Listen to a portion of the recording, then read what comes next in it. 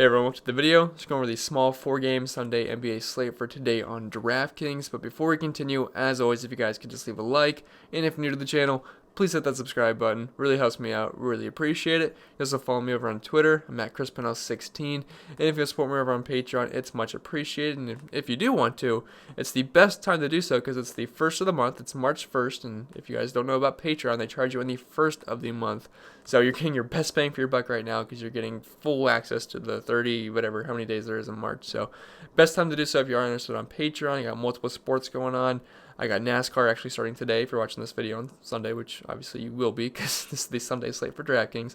There is a race today at 3:30, so if you want access to all of my extra content, I put out a lot of content for NASCAR, my article, cheat sheet, projections, Discord, whatever, it's all there. And for the NBA projections, my data sheet, DVP chart, data sheet, my cheat sheet, my core plays, my Discord chat. I have my Discord integrated with Patreon, so when you sign up, it throws you right into the Discord chat that you're supposed to be in, so it's pretty simple.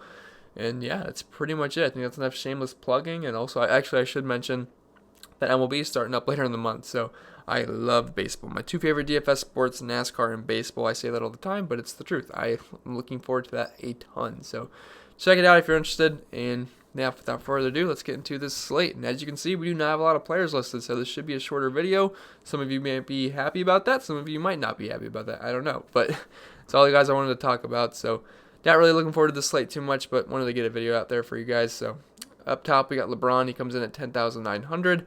Just got done playing New Orleans. Just got done crushing them. I don't see why you can't do it again. Love the spot here. Great matchup. Now, I only have one total out yet, and it's the Sacramento-Detroit game. Everything else is going to be at zeros just because I don't have any totals. But there is a spread. It's only a 2-point spread. And if you're going to give me the Lakers in a close game versus New Orleans, yeah, that's going to be a lot of fantasy appeal. And we still have LeBron below 11K, and he should be able to smash New Orleans. They're a terrible defensive team. Also a pace-up spot here for the Lakers, as the Pelicans are second in pace-up play, while the Lakers are 14th. So love getting guys in pace-up spots. And on the season, he's been great. 1.53 points per minute with a 31.5% usage rate. If you head over to the DVP chart, the Pelicans, they rank bottom 10 in the league, and they rank 29th versus point guards and 22nd versus shooting guards, whatever position you want to call LeBron. So, I mean, as long as he's not going to sit on a back-to-back, which I don't see why he would unless his groin acted up, I don't know. I'm expecting him to play. He should be a pretty good play. I mean, he just got done smashing this team. He had a season high in points that game. So, definitely like LeBron. He's got triple-double upside every single night. We got Bradley Beal. He comes in at 10,400. So, I don't think a lot of people are going to play Bradley Beal considering he is above 10K, and whenever Bradley Beal's above 10K, everyone tends to shy away from the guy, and I totally get it because he doesn't feel like a 10K player, but he's fresh off a 70-point game. He's scored over 50 real-life points in consecutive games recently. The guy's been on absolute fire, and he gets an elite matchup here versus Golden State. Should be a pretty close game. It's only a 5.5-point spread, and we not both, there's more than two people watch this. We all know that the Wizards and the Warriors are trash on defense. If you look at the DVP chart, the Wizards are 4th worst and the Warriors are 3rd worst. So this is going to be a great spot for both teams. And the Warriors, they rank 27th versus shooting guards and 28th versus small forwards. So this is a great spot for Bradley Beal. And it's going to be a fast-paced game. They're 6th in pace of play while the Warriors are 11th. So good game environment. And he's got a 34.2% usage rate in the season, 1.32 points per minute. I think he's a good play. Now the problem is he's really expensive, so I wouldn't play him in cash games. I think he's fine in GPPs, but you're giving me Anthony Davis below 10K, so I'm definitely making AD a priority over Bradley Beal, and you're also giving me LeBron for only 500 more. So I feel much safer with the two Lakers studs. So Bradley Beal, he should be a little bit lower owned, and I think he's fine in tournaments. But the guy I like a ton, it's Anthony Davis. He comes in below 10K, which is always a mistake in my opinion. Whenever Anthony Davis is below 10K, there's a good chance he's going to make my lineup that day. And you're giving me the matchup versus New Orleans, which is a team he's crushed multiple times this season, and it's his old team, so there's always added extra motivation. And he's in New Orleans. Yeah, I love Anthony Davis here, but low 10K, like I said, usually a mistake. Only a 2-point spread, so expecting a really good, fun fantasy game and real-life game here. But two good offenses, and going to be a high-paced game. I already went over that when I talked about LeBron. And his numbers have been solid all season. 1.46 points per minute, 29.6% usage rate. Yeah, I think Anthony Davis is a really, really good play. If you look at the DVP chart, New Orleans ranks 22nd versus power forwards and 17th versus centers. So Absolutely love Anthony Davis. I might make him the cover photo. Not totally sure yet, but we'll figure. I might just go too late. Whenever the Lakers are on the slate, I usually just make it LeBron and AD. So I think they'll both make the cover. Right below him, we got Brandon Ingram, 7,900, going up against the Lakers. We just talked about 2 Lakers studs, so I think running it back with maybe Brandon Ingram, if it's possible, is a pretty solid idea. Last time they played the Lakers, he went off, and, they traded him. There's extra added motivation there, so I think Brandon Ingram's going to step up to the plate again. He had a great game versus Cleveland last time out. Much softer matchup versus Cleveland, but Brandon Ingram, he's just usually a safe play every single time. He's just one of my favorite cash game plays because he tends to be a little bit mispriced, and now they priced him up to 7,900. It wasn't that 6,800 range to 7,500. I think it was 7,500 versus Cleveland last game. Scored nearly 50 fantasy points. Got pulled a little bit early because they were winning by a bit. But yeah, I still like Ingram here, 7,900. He should win the ball out versus the Lakers, and he just excelled versus them. And good game environment here. 2-point spread. I expect a lot of points to be scored here. There's no total out yet, but I'd have to imagine that's going to be around 240. I mean, it might even get up to more, to be honest. But yeah, I expect a lot. I expect a really high over/under here. And on the season, he's at 1.24 points per minute, 28.6% usage rate. I got really nothing bad to say about Brandon Ingram. He's a good player, much improved from last season. The problem is the matchup versus the Lakers isn't great, but they do rank 13th versus small forward, so I guess that's not terrible. So don't mind Brandon Ingram. Does he still have point guard eligibility? He does. I find that odd because I didn't even realize he was point guard eligible the last time he was on the slate on Friday. Someone told me that. I got caught off guard. I was like, why is he point guard eligible? But I guess you could, if you want to throw him in the point guard spot, you certainly could. De'Aaron Fox, he comes in at 7,700, so he's listed as questionable for this game. I'm just going under the assumption that he's going to play, and if he does, I think he's a really solid play versus Detroit. We know that they suck on all aspects as a team at this point. They've gotten, everyone's hurt or everyone's gone. It's pretty much just Derrick Rose and Christian Wood at this point. Then you got John Henson there just for a body, and then you got whatever his name is. Bruce Brown's hurt. I mean, they don't have a team really. But yeah, Fox, I mean, he should be able to destroy Detroit. I shouldn't say destroy, but he should be able to have a pretty good game versus Detroit. We've seen guards have success versus them all season. It's an 8-point spread. I don't think that's terrible. So I think if this game stays close, Fox should have a pretty good game. I got him for near 35 minutes. On the year, he's at 1.21 points per minute with a 29.5% usage rate. And like I said, Detroit's terrible defensively, so I think Fox is a really solid mid-range option. Andrew Wiggins, 7,600, so I like him a good amount. He had a decent game last night, I should say, and Draymond Green happened to miss that game. If Draymond Green misses again, I guess it wouldn't change too much for De'Aaron Fox, more so Eric Paschall, but I believe I forgot to put on the sheet. Good thing I said that, so let me put him on here really quick. Apparently I didn't forget, he's right there, but I did forget Damian Lee, who I wanted to be on this sheet, so good thing I said something. But we were talking about Andrew Wiggins. He had a decent game versus Phoenix, and it's a good spot versus Washington. You really can't ask for too much of a better matchup, but I do expect this game to have a pretty high total. 2 trash defensive teams. Both teams play pretty fast, and there's some decent offensive pieces on both teams. Damian Lee, Andrew Wiggins, not terrible. And then obviously you got Bradley Beal on the other side, Shabazz Napier, Davis Bertans. He could always get hot, so yeah, I don't mind Wiggins. I mean, he's pretty much the offense, besides a couple of other guys. 27.6% usage rate. Again, that's a lot of those numbers are from Minnesota, so I can't really use it too much. But he's going to be about a point per minute guy, a little bit over that. So Wiggins, I don't mind it, just because I want exposure to this game. Christian Wood, 7,500. He had a great game versus Phoenix, scored almost 50 fantasy points. I just really like the guy, so I'm going to recommend him here. He should play minutes in the mid-30s, and it's not a great matchup versus Sacramento. They do struggle versus guards, but they are pretty good versus big men. They rank 1st versus power forwards and 5th versus center. So I know what you're thinking. That's a terrible matchup for Christian Wood, and yes, it is, but I'm willing to bet on the talent for fantasy purposes for Christian Wood here. He's been very good point per minute wise. If you look at his numbers on the season, 1.17 points per minute, that 22.4% usage rate. You take all those guys off the court for Detroit. I say it every video, but like Blake Griffin, Luke Kennard, Andre Drummond, Markieff Morris, Reggie Jackson, there's a bunch of guys gone.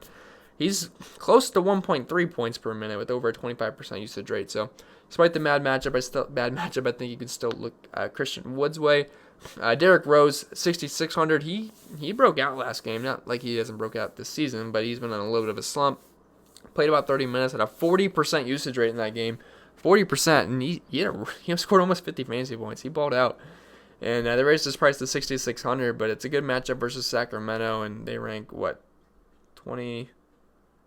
23rd versus shooting guards, 16th versus point guard, so pretty solid matchup for Derrick Rose. And if you look at his numbers on the season, he's at 1.18 points per minute, at 31.5% usage rate. You take all those guys off the court, we're talking almost a 40% usage rate, almost, and over 1.3 points per minute. So Derrick Rose, I don't mind him. He's never going to play huge minutes, but I think he's fine in tournaments.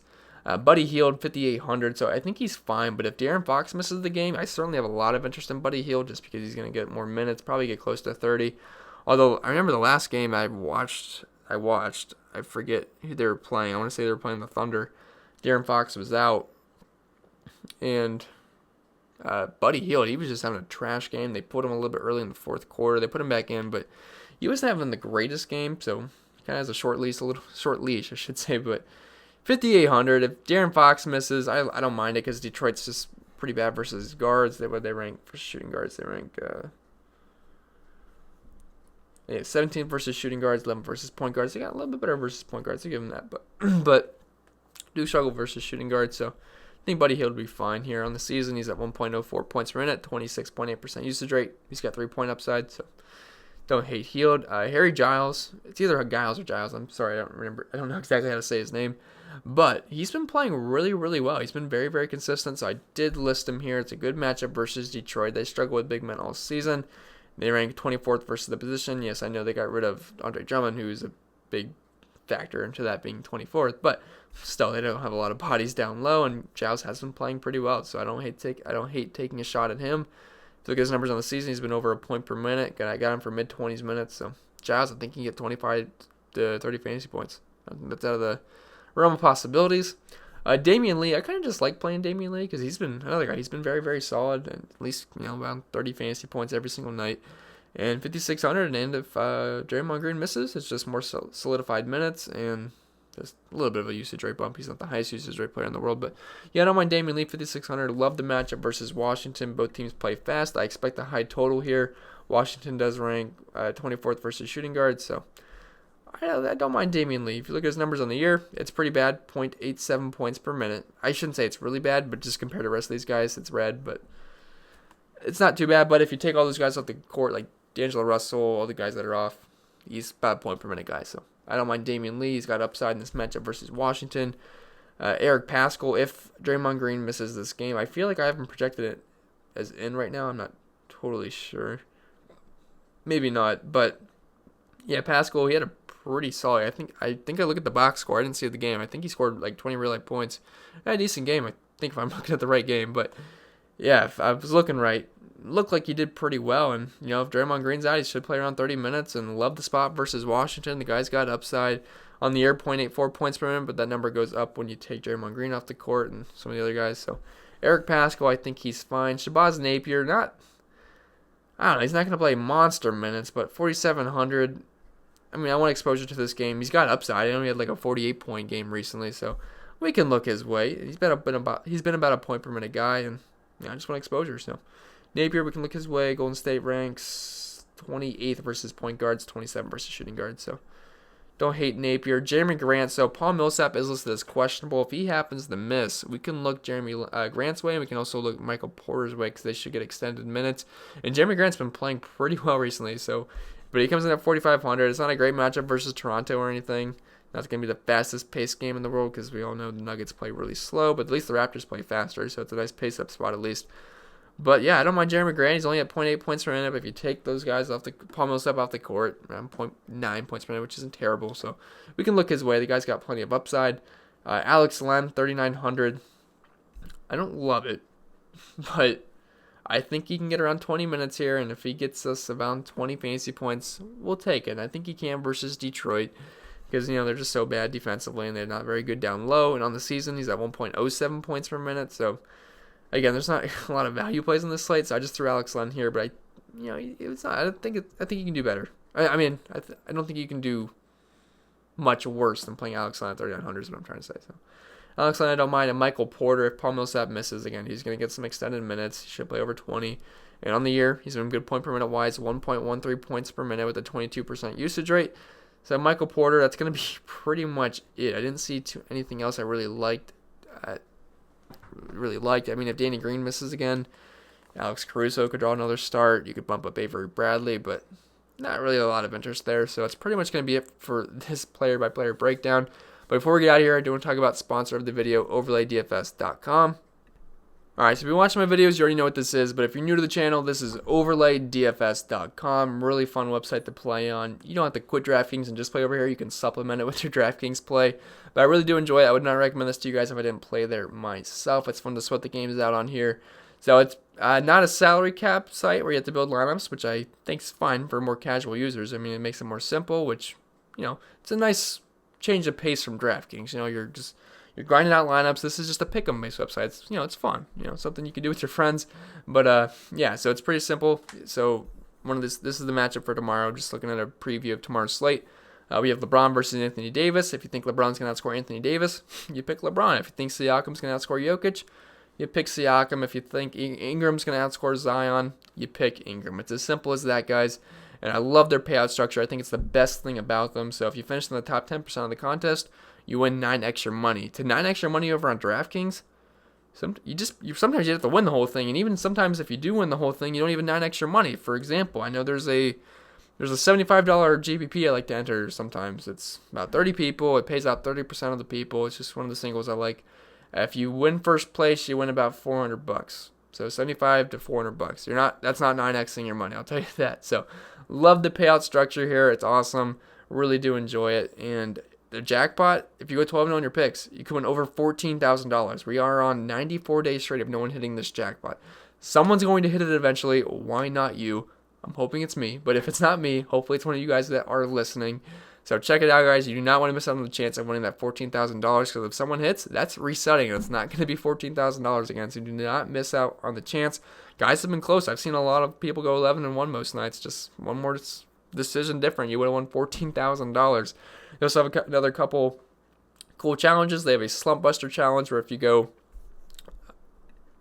on a terrible streak of losing 20 days in a row, not 20 consecutive days, but say you play once a week for 20 weeks in a row, and you lose every single time, they will refund every single dollar you deposited. So they're basically daring you guys to lose. And if you go 0-12 in your picks one night, they'll give you $500. So check it out, guys. I really do enjoy it. There's no link in the description below. I don't want to get banned on YouTube, but it's exactly how it sounds.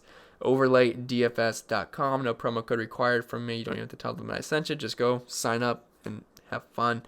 And yeah, it's going to be it for this video, guys. Hope it was helpful. If it was, remember to leave a like. If you're new to the channel, hit that subscribe button. It really helps me out. Really appreciate it.